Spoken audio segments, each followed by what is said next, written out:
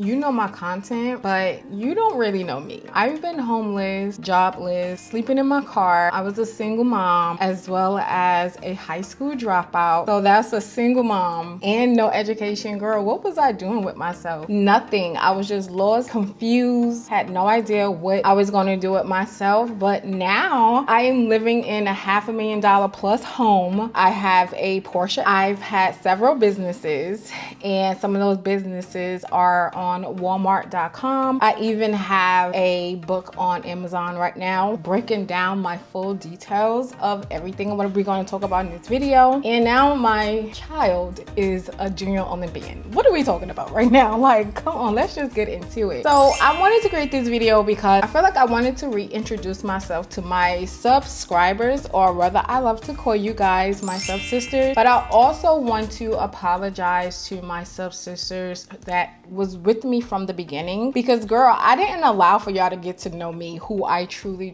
was, because in that time when I first started doing content, I was going through all of these things we're about to talk about. So I was not in a moment or a mood. It was one of those things, you don't let people know what you're going through. And in that moment of me going through everything, like girl, it was just too much to face. So creating content was my avenue to escape from my reality. And it was for me to be able to do my makeup and my hair and all that good old jazz. So it's so crazy that the very first video, or maybe not the very first video, but the first, second or third video, my hair was short. So this is crazy. We're going backwards. But so I'm not gonna go so far of all of my life, but I did want to talk about the parts of my life that I was at my lowest. Like I was at my lowest, girl. But I want to talk about the parts that no one truly talks about their life, and everyone just talk about the glitz and the glamour. So before we get into all of my success, I want for you to also understand all of my failures at the same time, and I've had a lot of them. A lot of the stuff that I'm talking about is in my book, which is called Freedom by Dominique and that is on Amazon, and I will have all the links to everything down below, so don't worry. But all of this stuff that I'm talking about now,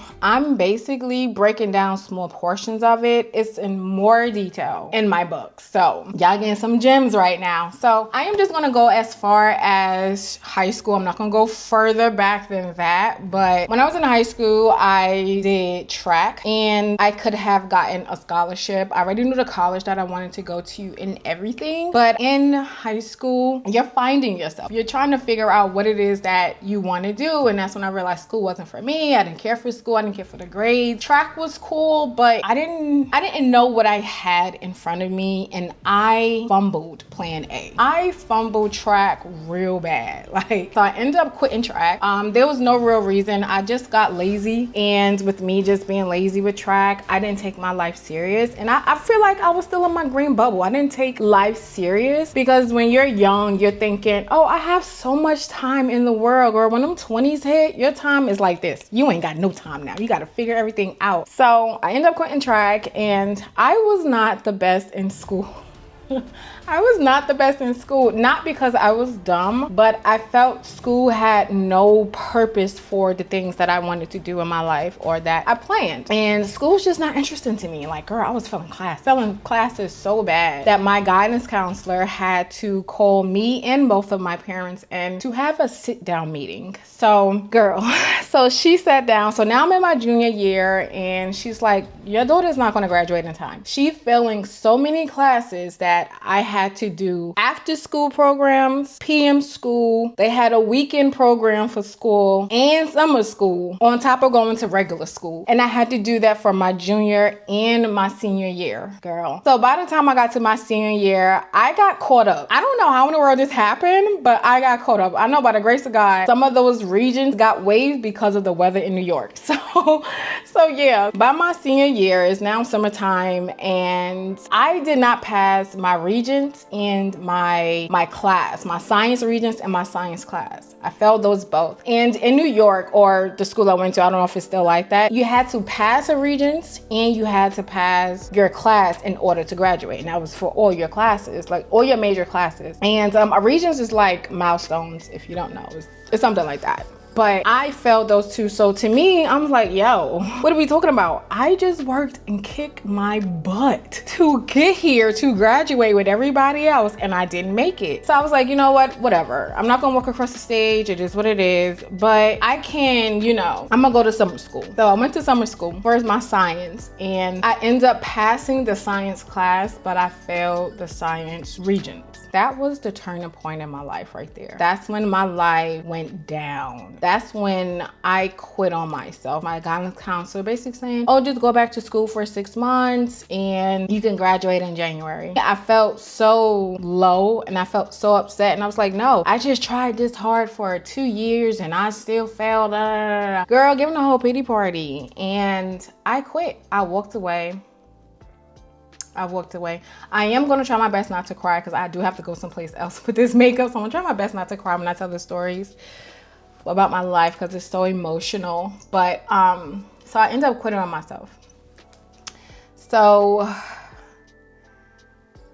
I was lost. So I started to be the party girl now. So now I started partying, I was drinking, I was smoking weed, okay? And I was almost sexually assaulted. My best friend, even still, she's my best friend, my sister to this day. She looked for me and couldn't find me, and she said she was going all crazy trying to find me, and she ended up finding me in the bathroom before everything went down. So I almost was sexually assaulted, all because of a decision of me giving up on myself, me quitting, me not taking myself serious. I was just losing it. So I just felt like all of my friends were going to college one by one. They just all getting their lives together and talking about school. And the only person who knew that I didn't finish high school was my best friend. I didn't tell everybody else because my friend group was not from school. My friend group was from my hometown. So I lived in Far Rockaway, New York, and I went to school in John Bound, Flushing, New York. So that's a way across town, girl.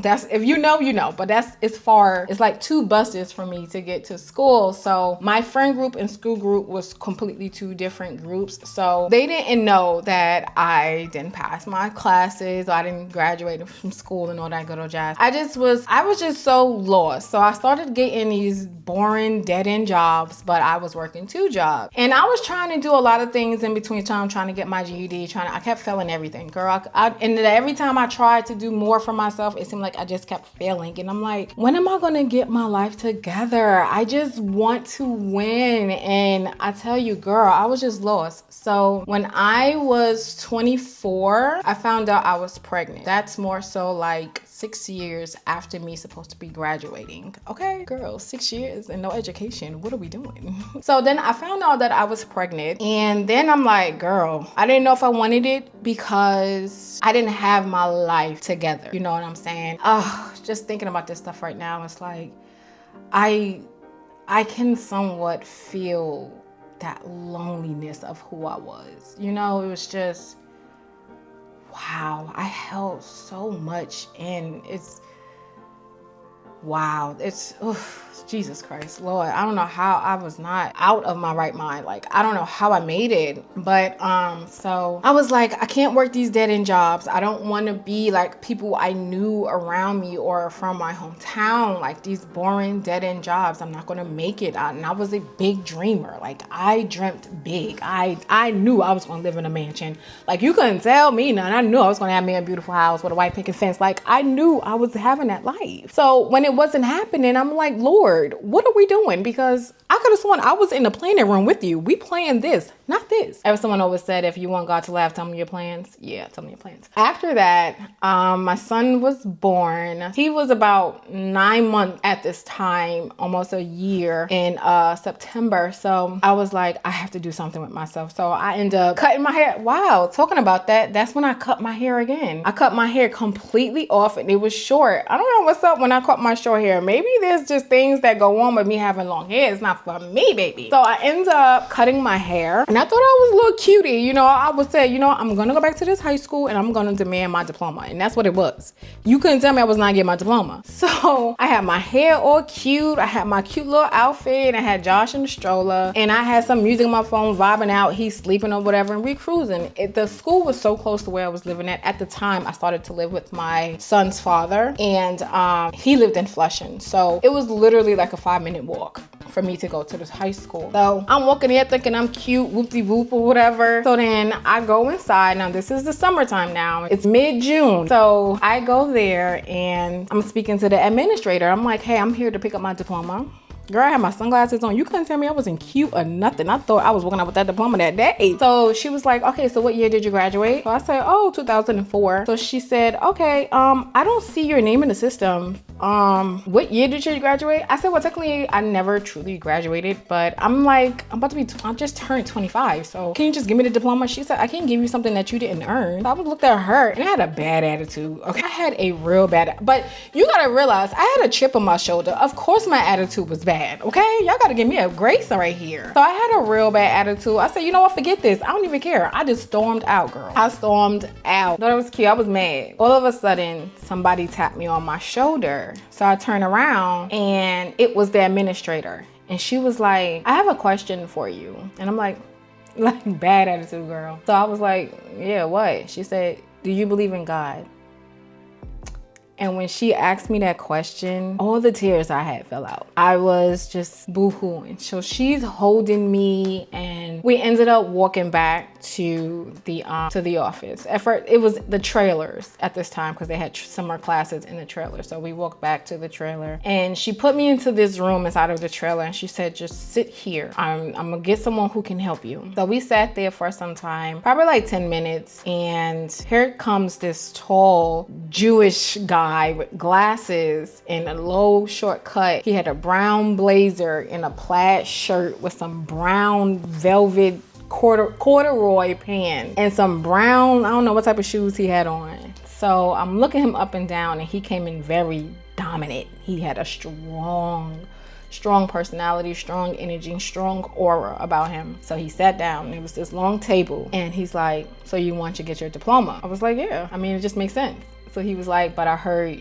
you didn't earn it. I said, well, how can I earn it? Because I have a child now and I'm supposed to be moving, which was true. I'm supposed to be moving to Atlanta. I gotta hurry up. I had a job opportunity out there, which was a lie. So I said, I need my diploma because I can't go to another state with no education and I'm trying to work at this job. He said, but you gotta earn that. I said, how am I supposed to do that? He said, you gotta come to class. I said, how am I supposed to come to class? I'm 25 years old. I have a child. I can't do that. So he was like, so then you can't get your diploma. I was like, bruh. He was like, how about this? How about you just attend the classes? I said, how am I supposed to attend a class? I have a child here. So then he was like, all right. He was like, how about I just get you with one of best science teachers? I was like, well, I don't have any money to get here. He said, well, I'll get you a Metro card. I was like, well, Josh is gonna be loud. He said, you know what? I'll have you in this room right here. No one is in this room. So you can have this room with you and your tutor by yourself, no classroom, no one around you, just y'all. What other excuses do you have? The girl, the look on my face was,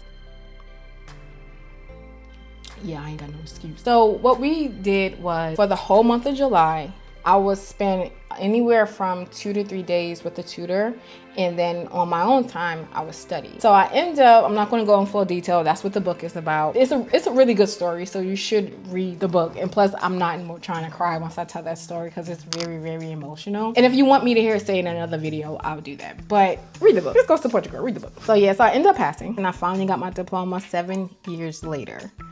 I got my high school diploma. Then I moved to Atlanta, and that's when life started to get real for me. And one thing, if you are trying to move anywhere, but if you are trying to move anywhere like Atlanta, please make sure you have a plan. I had no plan. I had no job lined up. I had no car. The only place I had was my place I was living with my mom. That was it. I had nothing else. So I moved me and my little family together, my son's father and my son. We all moved down and stayed with my mom for the time being.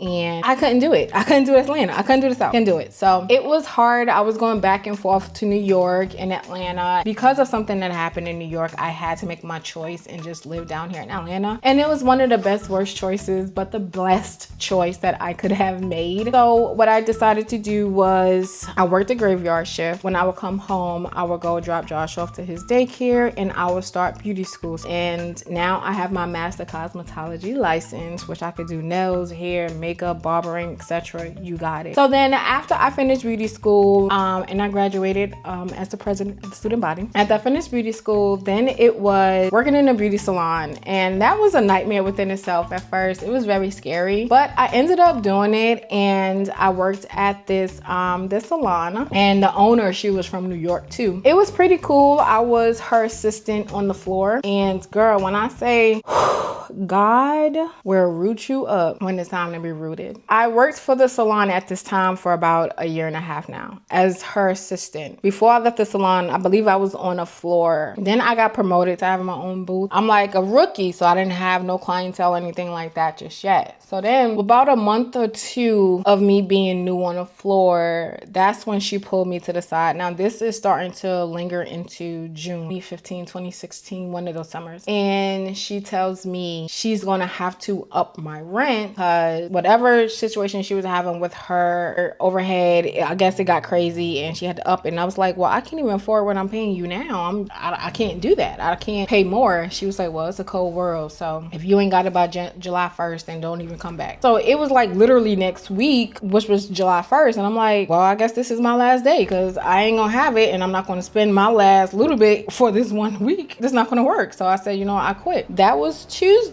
It was a few days before my birthday. July 1st was very much approaching. Wednesday, which was the next day, this is when my life changed. I woke up, I had a doctor's appointment. So I thought I was cute. I had my hair done, had my cute little outfit. I go open the door.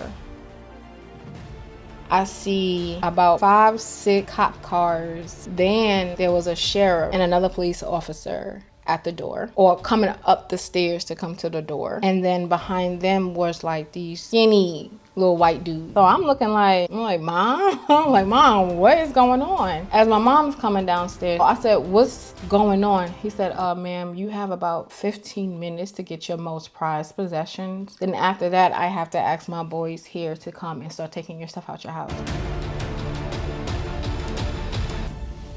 Mom, what's going on? So she comes downstairs, and the look on her face, I won't go into details as far as the financial situation she had because that's her story to tell. But she's been fighting for this house that we were in for, I think she said, about like 3-4 years. They've been fighting, and she had her lawyer on the phone trying to speak to the sheriff guy and all that stuff. So normally within 15 minutes, they're supposed to come inside. But my mom was on the phone with her lawyer and then the sheriff, and they was all going back and forth. So I sat on the stairs, and this is when my brother happened to come and visit us that summer. Me and my brother, we was on the stairs like sitting. So after about 35 minutes, 40 minutes, and my mom was still going back and forth with them, I said to myself, I might as well just start packing. So I got up and I turned around, and when I turned around, it was that same turnaround I had when I gave up on myself for school. It was darkness. It was confusion. I was just lost. It was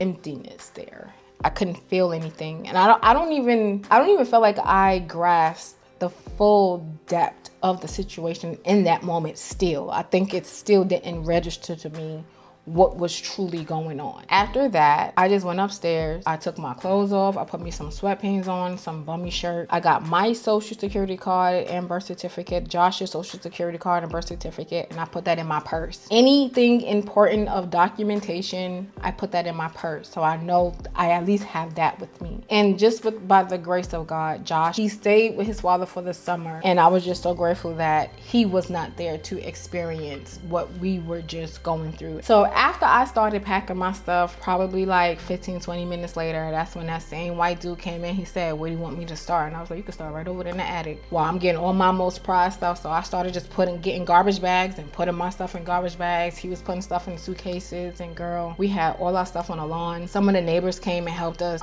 Even the neighbors that, listen, I'll tell you, that was just crazy. Then it started to rain on our stuff. I just put majority of my stuff in my car, and then they put all the house items in the U-Haul. So after everything got packed up, some of our stuff got soaked on. My mom and brother ended up going to her husband's other house he had out there, so which is now her house now. My mom was like, why don't you just come with me? I was like, nah, y'all already got too many people at the house as it is. One thing about me, when I go through something so dramatic, I have to be by myself. I can't be around other people. I feel like I have to be alone so I can feel without having to pretend I'm okay around other people. So I go through things, the hardest moments in my life, I go through them by myself.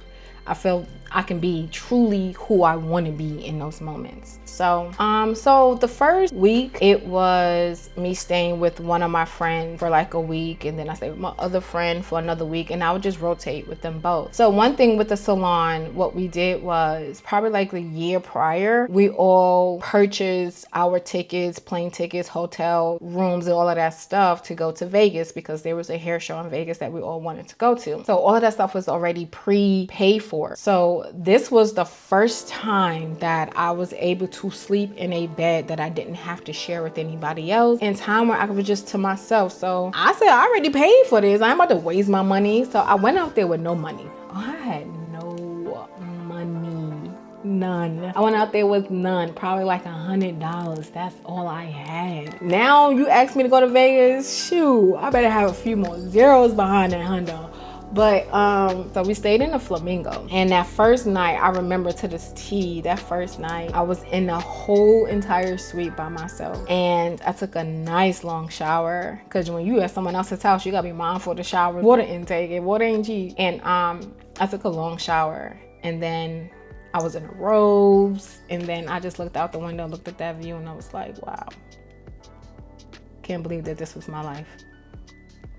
I don't even think I cried yet. I don't think I truly cried. I was so numb to everything. I was numb to crying. I was numb to sadness. I was numb to anger. I was just numb. I had zero emotion. Do you know what it's like to go through so much and have zero emotion? I had nothing. I had felt nothing. I lost so much weight because I couldn't eat anything. I couldn't really sleep. I was just survival mode times 10. So it was just horrible. It was horrible. We was there for Vegas for some time, and then this was all, mind you, around my 30th birthday.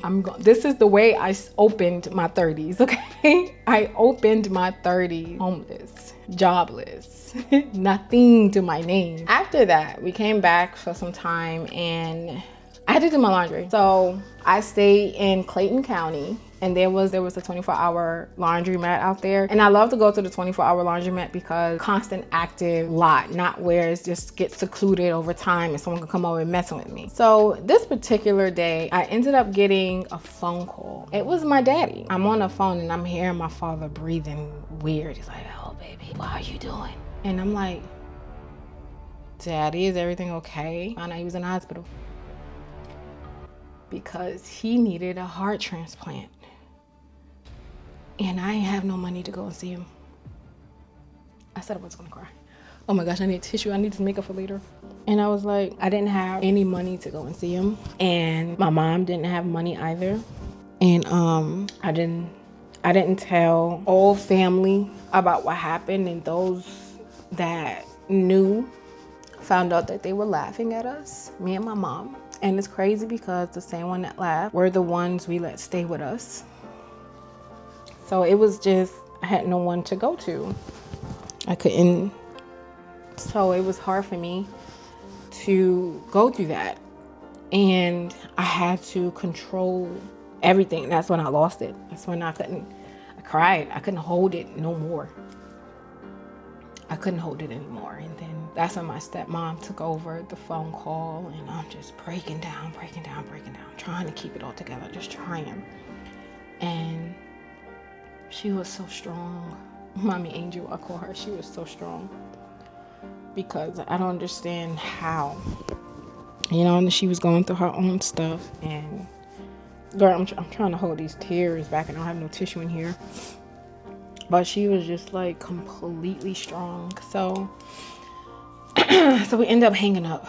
And girl, I felt everything, all of the weight of everything just crushed me all at one time. And I feel like God was saying, you need to get this cry out. And now it's like, not only am I in my car right now, like I'm literally was sleeping in my car half the time if I wasn't sleeping with my friend's house. Then I still didn't have a job at this moment, trying to find jobs, and it was hard to find work. and I didn't have no money, nothing.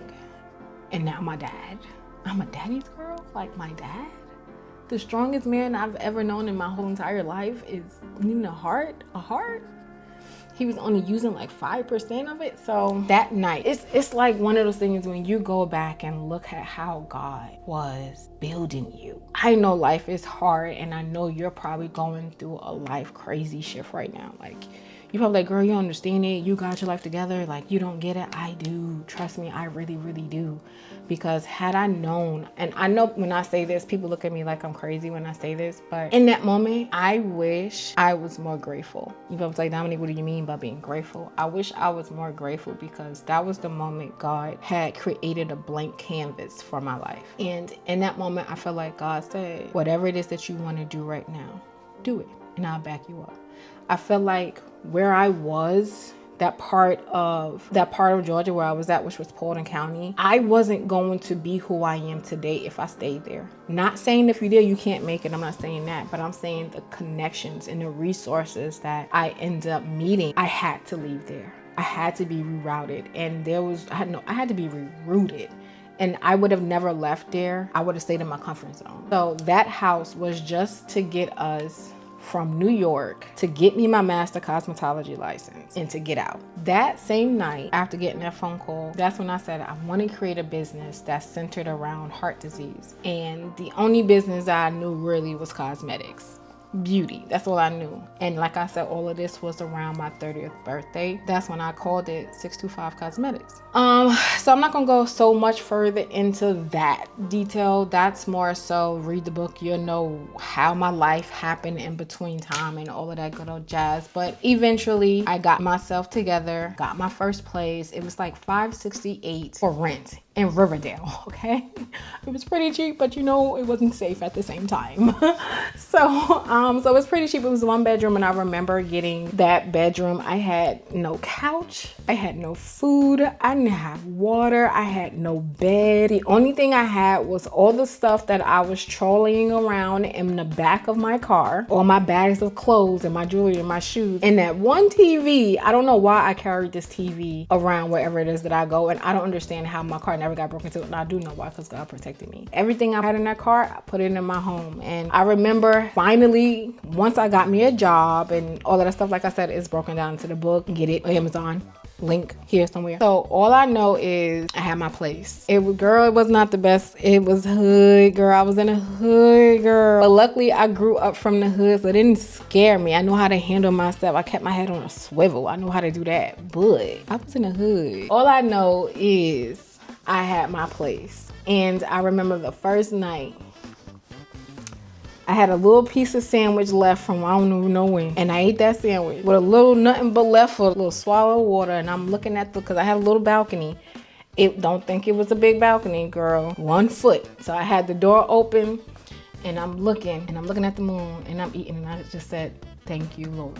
I had my own place, and that's when I was able to have emotions again. That came back, me starting to come back. So I didn't get Josh back for that whole year. I let him stay a whole entire year in New York because I had to just get myself together. I just went through the most traumatic moments of my life. And there are some stuff in the book that I haven't touched on. Only a very handful of people know that story. But girl, in vulnerable moments, things do happen. It's sad what I had to endure. It's very sad what I had to endure, but I don't feel comfortable to talk about it because it's very, very personal, you know? So just know that being vulnerable, being in a situation, some people will try to take advantage. And that's the most I would say on that part, but keep your head up, girl. So I remember this also before I skip to the next. I had an air mattress. I finally started working and I finally started to get stuff in. So I had an air mattress. Girl, don't ever think because I have a $500,000 plus house, don't think that I didn't sleep on no floor. Like I was sleeping on the floor. I had slept on covers and then I finally got this air mattress. And at some point sleeping on it for a long period of time, the air started sleeping out. So 3 a.m,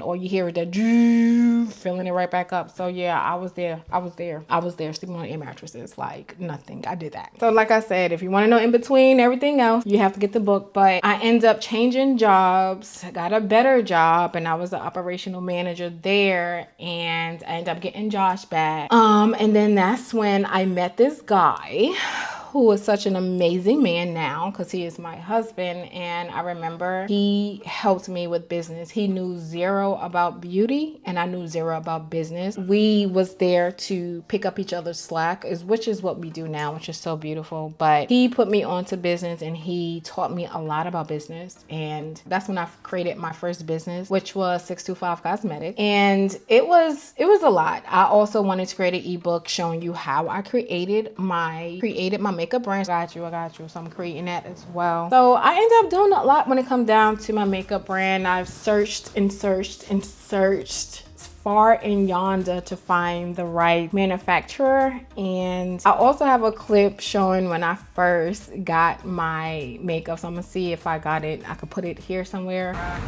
This is so crazy right now. I'm about to be launching products, bro. Oh my goodness. Woo.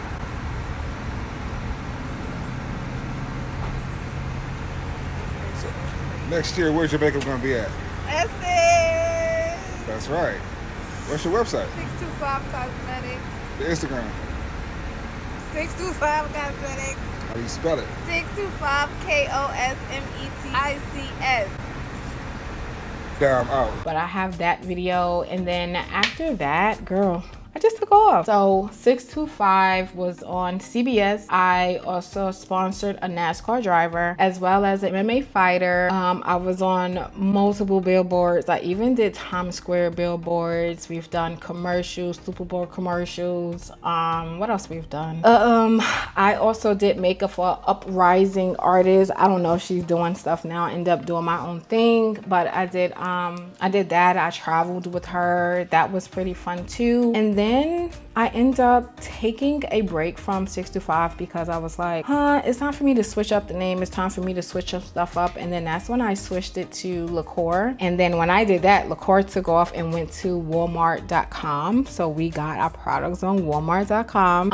And then I also, I think about 2 years later, I came out with my first ever book I've written. So I am an author as well. And that's on Amazon. I purchased a new home from ground up. Then I ended up getting a Porsche. Then we trade that one in for a newer one this year, actually, or last year. Then I ended up getting Josh into track. I got married and he's such an amazing man. And this is my life right now. My goal for this video was to give you an idea of who I am. My goal was to give you an example of a testimony of how great your life can be if it's not where you want to be right now.